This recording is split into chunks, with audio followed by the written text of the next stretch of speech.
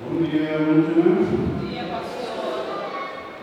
Amén. Vamos a venir delante de inicia de iglesia para ver especialmente a todos mucha gente inocente. Vamos a pedir al Señor guarda su inocencia, su bondad, al Señor conservar el santo y puro. Vamos a pedir, Señor Dios de amor, perdonarnos en nombre de Padre y Dios y Espíritu Santo. Amén. Y la mucha gente nos pide Dios por siempre. Recuerda siempre nuestra misa, Santa Eucaristía, nuestra vida, Señor, perdón, si nos falla, si nos apega, que hagamos reconciliar y con Dios con nuestra pecado.